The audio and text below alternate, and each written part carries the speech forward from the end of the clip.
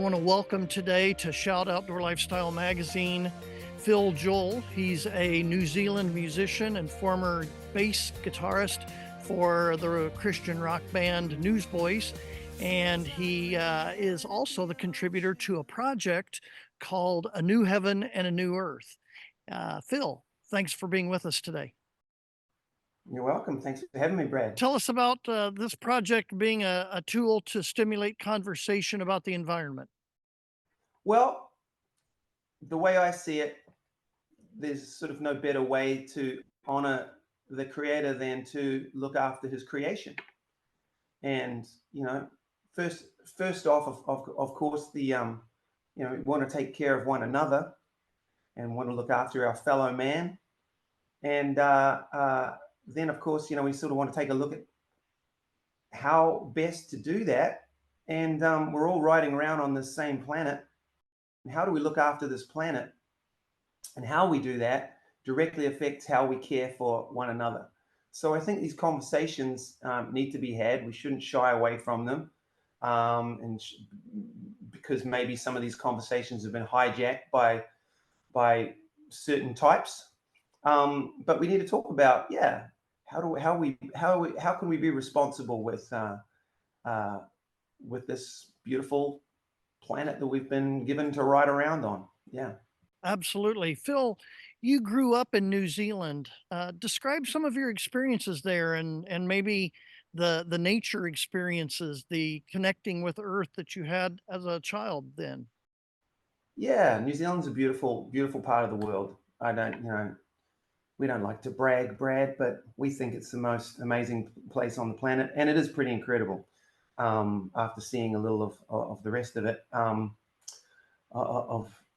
yeah, and there's something about, we sort of grew up with this understanding we need to look after what we've got here.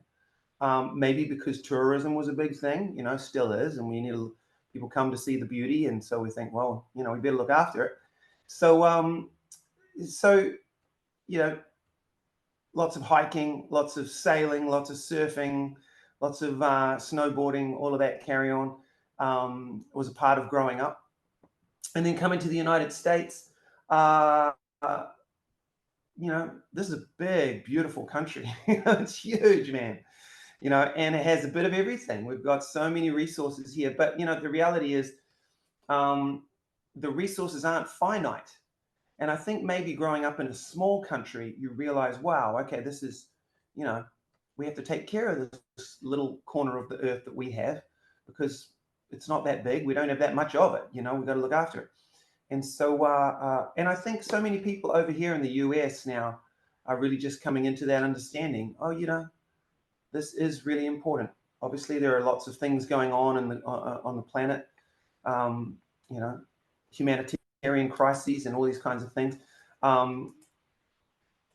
And it's making people sort of start to look into things a little deeper. And I appreciate that. Phil, what are your big outdoor activities that you like to do most? I'm a bit of a kayaker these days. We have a river running around our town here in Franklin. So kayaking is the outdoor activity of choice.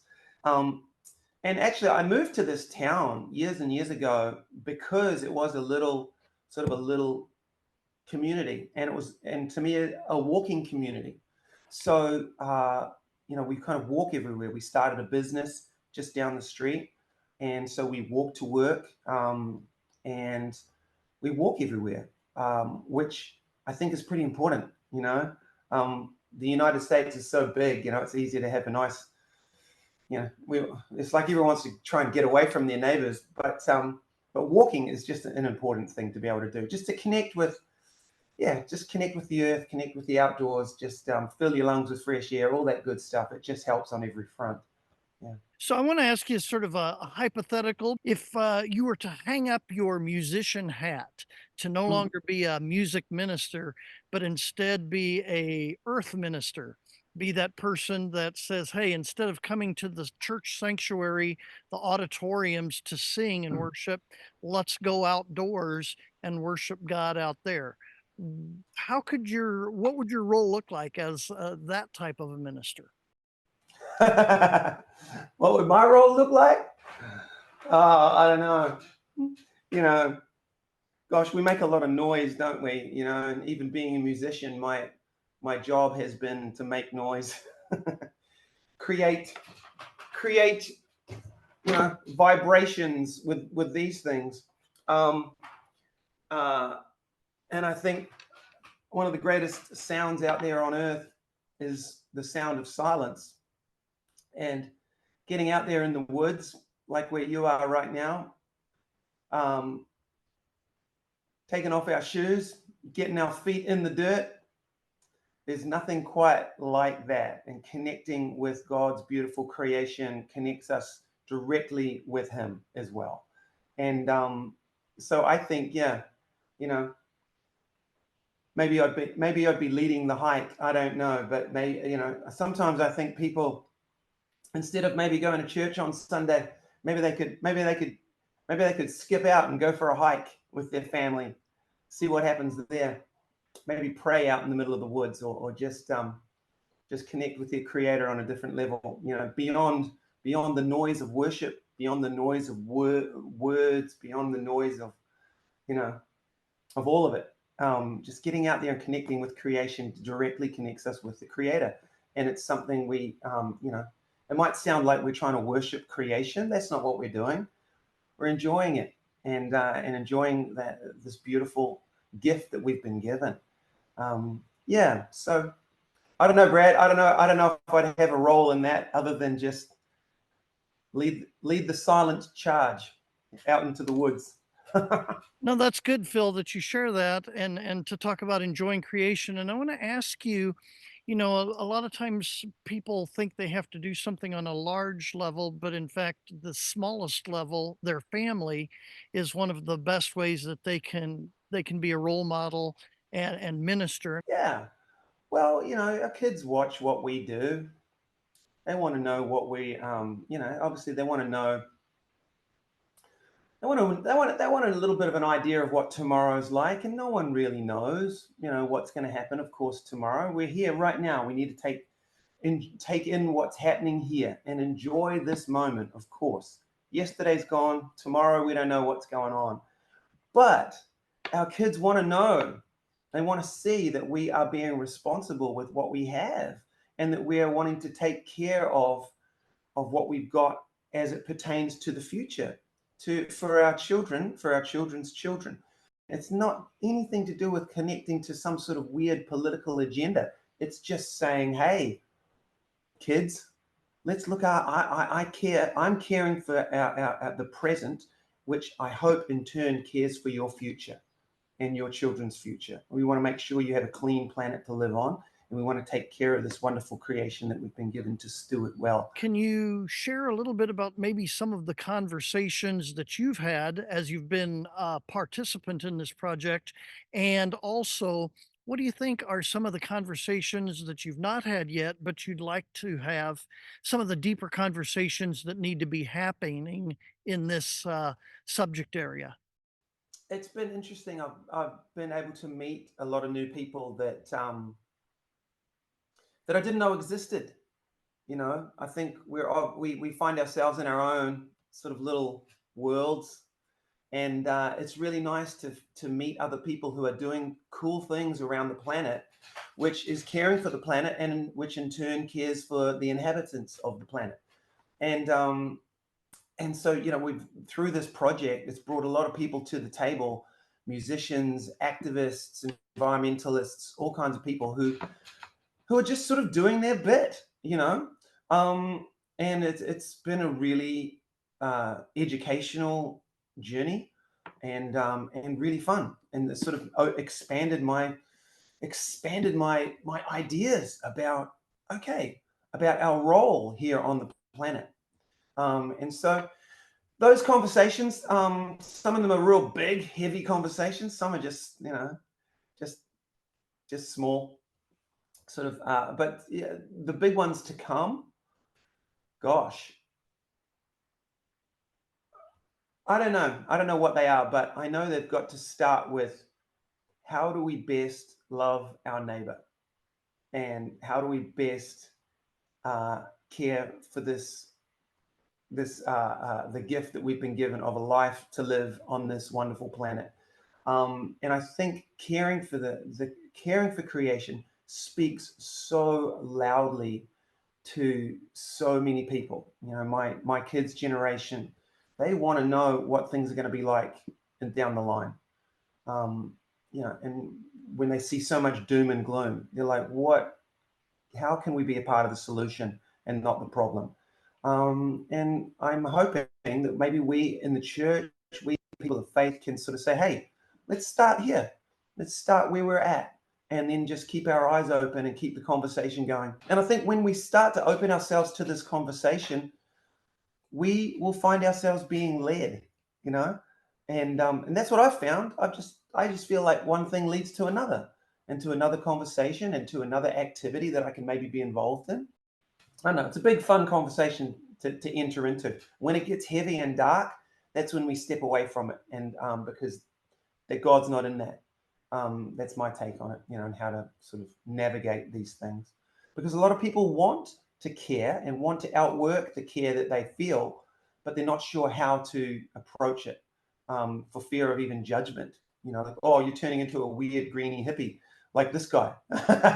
Nah, you don't, you know. You bring up a good point that I think there's a lot of Christians out there that because of a culture that has done such a 180 with environmental causes, they want to stay as far away from it as they possibly can, when in fact, the world's really desperate for them as Christians to bring some leadership to things like this. Yes, I'd love to see people of faith, Christians, jumping in on the front end and saying, okay, let's sound the alarm, and let's take care of our brothers and sisters who are being affected um, by some of these things that are going on in our environment. Usually, the people that are affected most by environmental issues going awry are the poorest of the poor. And it's our job to care for the poor. That's our job. We've been given this job to take care of the least, you know, and point out where injustice is, and step into the gap and be a part of seeing justice brought to these places of injustice where people are being hurt and abused. Um, and so that, you know, I remember being in a meeting where that was explained to me, and I realized, wow, it's part of my responsibility as a Christian to to care for those who are having trouble caring for themselves. And there are a lot of issues that are happening to the weakest, the poorest, the most needy because of environmental issues. And we need to step into the gap and not stay on the sidelines looking to see who's jumping in and if we align with them on a political front. Forget that. We just got to jump in as human beings who love God, who love others, and become a part of the solution and not the problem. Phil, as you've been part of this project, A New Heaven and a New Earth, I'm curious if you've identified some resources. I think the first person that jumps to mind is Catherine Hayhoe. She's a very accomplished scientist and Christian, and she helps us understand these issues and how we can be a part of the solutions. She's brilliant. But there are so many people out there who are Christians, who are embracing these different topics and becoming a part of the solution, and really working to not be, you know, to pull us along piece by piece, and understanding how we can do our part. Yeah. Let's wrap up this conversation by you talking a little bit about passion and purpose, what the difference between those are, and how they also both work together. I know in my life, um, you know, we just started this new business. My wife and I opened a store, you know, and the store is called the Green Room, and we live in this little town. We love this town, and want to serve this town with good products that are earth friendly and people friendly. And one of the things that we started doing was we started manufacturing candles, you know, to align with, you know, what we're passionate about, the candles are made of 100% soy. They're non-toxic. They're lead-free, paraffin-free, all of that good stuff, to make sure that we're not breathing anything bad whilst burning these little candles. So I kind of feel like we can always we can take the things that we're passionate about, the things that we feel we're being led into to do, whether they're even business opportunities or ministry opportunities, but being very mindful of how can we be very purposeful in making sure that what we're doing uh, is is is is a part of the solution. We meet all kinds of people every day. It's pretty much like 80% tourists rolling through our town, and people from all over the place. And a lot of people just trying to escape for a second, listen to music and just disappear. And you know, we just get this opportunity to love and welcome everybody. And so that's our mode of operation. Conversations we get into, they they I couldn't even start to tell you. Some of these conversations that we have are just amazing, and it's just a catalyst. It's a wonderful catalyst actually for great conversation and the opportunity, and gives us the opportunity to just love people where they are and welcome them, everybody, from every walk of life into our store, and let them feel included. And so, yeah, it's been an interesting, it's not a church building, it's a retail space. But people are looking for connection, and everyone wants to be recognized and seen and loved, even if it's just in a quick interaction. So, yeah, it's been pretty fun. It's been a whole new adventure.